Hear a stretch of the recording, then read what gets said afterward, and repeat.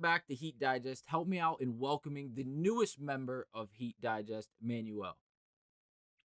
Thank you, Houston. I'm excited to be here. Just really looking forward to talking it up with you throughout the season. You've been doing a great job. I've been staying up to date on all the videos you've been posting. You've been doing a just great insight, whether about the team games, some rumors, all that kind of stuff. So I'm really excited to throw my 2 cents in there and keep building this channel that I feel like is really just on the verge of something big. To be honest with you. It's great to have you. Before we go and get into the video, what's your favorite Miami Heat moment? Wow, put me on the spot with that one. Oh, easily the Ray Allen shot. That's probably the one moment that I can look back on, close my eyes, and I know where I was at a friend's house, and just the emotion that I had watching that shot go in, and understanding that we were gonna force a game 7 and things were just gonna help Yeah, it's happen the way they did. But no, definitely the Ray Allen shot. Really, the Miami Heat, the Heatles was the kind of what got me into basketball, into the Miami Heat when Braun came down here, joined up with Wade, Bosch, made me want to go back in history, find out about the Hardaways and all that kind of stuff. And so really the just but that Ray Allen shot I think is the moment that I really look back on. something strange is going on with this Miami Heat team. After a good win against the Detroit Pistons, we still have some massive questions lingering, as there are still some massive flaws with this Miami Heat team, and we're going to break down how a rookie could solve the majority of them, all on this episode of Heat Digest. So let's get to it and break down how Kel'el Ware needs to be more impactful on this Miami Heat team and really just being more utilized, as I should say. He's only played one game. In that one game against the Orlando Magic, he only played 6 minutes. Again, not a large sample size, and because of that, the Miami Heat are really on the short end of the stick here. We are being out rebounded abusively, game in and game out. Yes, we are able to win 2 of the 3 games we played up to this point, but we cannot assume going forward playing teams like the New York Knicks, like we will tomorrow night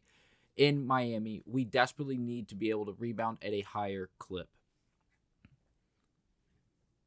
No, absolutely, Houston. This is a situation where the Miami Heat need to understand that we're not going to get better right now at this iteration of the Heat without Kel'el Ware and a few other young pieces, obviously the Jaime Juniors of the world, without them blossoming into these roles that we really envision them to be in. Right now, obviously, we are a team where year in and year out, even though we're in these trade rumors for these superstars and whatnot, it really comes down to building from within and building through the draft. Khalil Ware, I believe, fell to us in the draft. I think it was a steal. After we saw what he could do in college, it really felt like we got the perfect piece to put next to Bam, move him back to the 4, and be able to just slowly create a really nice perimeter that can show the league, especially with some of these stretch fives that we have right now in the East as well as in the entire league, that we have somebody that can try and slow it down. We've obviously heard in the past that Khalil Ware is kind of resembled a Derek Lively-esque, but with the jump shot, that's the biggest thing. I think that is a huge vote of confidence. Again, Derek Lively, young in his own right, only second year now with Dallas, but he had a great year to begin with, and I think Khalil Ware has a higher upside. I think obviously taller at 7 foot, could arguably be more athletic because of that frame, better shooter flat out already. But he needs to get those reps. You know, obviously he had that illness that he was maybe the reason he didn't play in this last game against the Detroit Pistons, along with obviously Josh Richardson and a few others. Kevin Love already been ruled out for tomorrow's game against New York for personal reasons. So we're already down one man in the post. But if you're getting out rebounded by the Detroit Pistons, yes, they're a young team. Yes, they're looking to make that leap. We understand all that. You get rebounded by 10. You have Isaiah Stewart come in and basically get 11 rebounds within a quarter. Like things like that are not going to be what's going to happen, what's going to benefit this team in the long run. They need to have somebody that is going to help Bam, because at the end of the day, when you have a Jimmy Butler, a Jaime Jr., a Terry Rozier, a Tyler Hero, where is the rebounding going to be coming from? Because Bam's going to get, and to be honest with you, in that situation, if I'm the opponent team, I'm sending 2 bodies at Bam. Don't let Bam be on the offensive glass, on the defensive glass. Let it be somebody else. Let it be one of the guards. Because aside from, obviously, Bam, I believe he had 9 rebounds from Jaime Jr., everybody else 4s and 5s throughout the board, which is just not going to get it done, because eventually that's what kind of kept the Pistons in the game. And that's going to happen for everybody. You give teams second, third, fourth opportunities. These are NBA players. They're going to hit a lot of these shots. They're going to get to the foul line. They're going to get you in foul trouble. So these are the things that we have to nip in the bud now. because I think this next game against New York is going to be a good measuring stick. Obviously, a team, you just got Cat, you got rid of Dante DiVincenzo and Julius Randle, but you bring in one of the best stretch fives in the association, arguably the best. You have Jalen Brunson, you have a Mikal Bridges, you have a group that is put together to be one of the best teams in the Eastern Conference. If you are the Miami Heat and you are kind of honing in that ability of being a dark horse contender again, you have to be able to compete with this New York Knicks team. So I think we're going to have a nice middle measuring stick in this next game against New York. Yeah, I couldn't agree more with what you said. I think this New York game is going to be massive for this Miami Heat team for many reasons.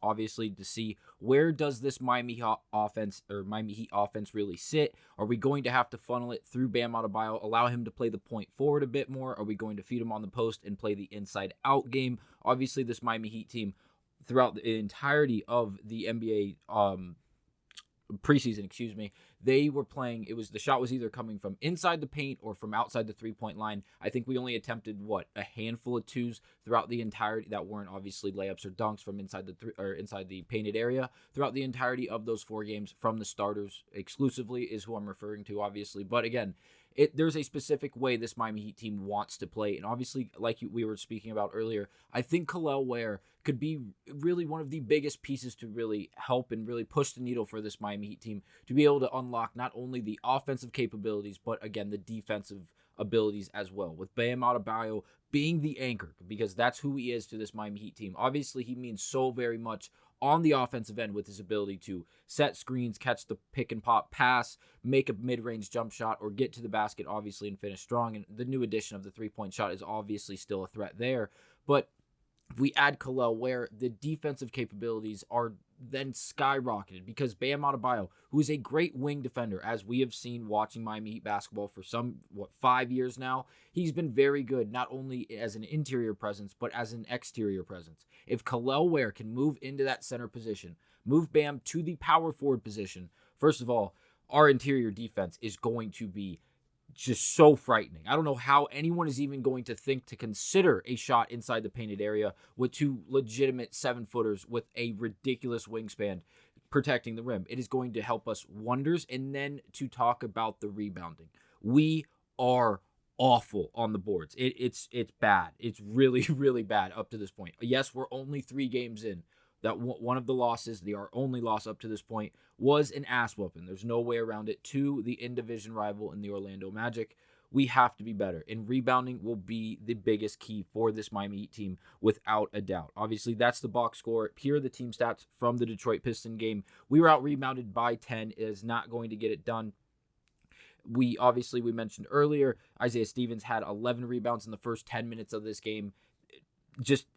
We are going to get abused on the boards. It's going to result in bad losses for this Miami Heat team because of the extra possessions. I'll quickly highlight these stats and throw it back to you. But again, Miami in opponent total rebounds per game ranks 28th in the league, giving up, where are we at? 62.5 rebounds per game. That is not going to get the job done. We are getting out-rebounded, whether it be defensively or offensively, every single time down the floor, regardless of who we are actually playing, and that's not what we want to see. And then for our actual total rebounds per game from the Miami Heat, we rank 21st, grabbing 51 rebounds. So we're getting out-rebounded by 10-plus rebounds a game. That is not going to get the job done, especially going into a game. Yes, we are hosting. Yes, we don't have to go to the Mecca and play our first game against the New York Knicks. But again, just a massive, massive measuring stick game. Now, what are your opinions? Absolutely. And then talking about the offense, I like the idea of what Kel'el Ware brings when we talk about the spacing. Because right now, you look at this last game from Detroit, the backcourt of Tyler Hero and Terry Rozier, I think it's one of the best backcourts offensively speaking. I think it could be one of the more underrated backcourts offensively speaking when we talk about both the 1 and 2 being able to create for themselves, getting better at creating for others. But if you combine are going to be 8 for 24, what that tells me is you are shooting a lot of threes. I am a believer, if you're hot, you let it ride. I understand that, but I believe in the saying defense travels. There's going to come a night, and we've seen it before Miami, they can't throw a rock into the ocean. It's normal. It happens. We understand that. But if you're going to live or die by a three-pointer, I understand it's worked in the past, and basketball is a copycat sport. And, if it works one place, we're going to try and do it, redefine a little bit for us. I don't know if Tyler Hero and Terry Rozier, we can live off that kind of shooting. If they're going, maybe drop that attempt down to about 8 to 10, I think that's a perfect spot for them. If they're hot, we keep rolling like Terry was. He ended up having 5 threes. So I understand why he got to what he got to, but we can't rely on open court situations, half court situations. We got baiting Tyler here with threes, Terry Rozier having to take a contested three late in the shot clock. I think you put Ware there, you kind of open up the spacing for everybody. Obviously, Bam has already done that. He is a vertical lob threat. He is someone that we're trying to throw at the elbow, DHOs in the low block. That's great. You added another post player that, even if he doesn't have a go-to move yet, obviously still developing, obviously maybe not comfortable around the basket with his back to it yet, you at least put a presence out there that you have to make the defense turn their heads, make them lose these shooters. And next thing you know, you've got clean looks for Hero, for Rozier, for others. Right now, you just cannot rely. I don't like this Miami Heat offense to be dependent on the three-point shot as the make or break for how games are going to go. I couldn't agree more. I think to really wrap that up into one sentence, I don't want to see them settle. Do not settle. Please don't. If we have 8 seconds on the shot clock and you are 33 feet away from the basket and you have the opportunity to call for a quick screen, run that quick action, quick motion, do it. Like, don't settle for the long three. We see how that played out, just like you acknowledged, from last season or even early in games this year. We can't settle for threes. Yes, we can shoot 25 to 30 of them a game. I won't complain because a lot of the time we're going to shoot around that 40 to 50% mark, which will win a lot of games if that's the case. But again, don't settle. Please don't settle. You are a professional basketball player. You have the ability to play the game of basketball at a high level, and you're playing with other elite level talent on this Miami Heat team. And to mention what you said, Bam Adebayo, yes, he's a much better player than Kel'el Ware. There's no way around it. There's one thing I think Kel'el Ware can be better or considered better than Bam Adebayo right now, and that's catching a lob. The kid has arms that never end. He's 7 feet tall, and he's huge with the crazy wingspan. He is a lob threat every time down the floor. I don't care if we're across half court or net yet. It is an opportunity. And again, how easy is it for someone to find their rhythm, especially when they're 21, 22 years old, a rookie in the NBA playing their second game, the first 10 minutes of their career. Throw them a lob. Let the juices get flowing. Let them feel a little bit more comfortable. And just let the young man really find his footing. Is there anything else you want to wrap up on this episode of Heat Digest?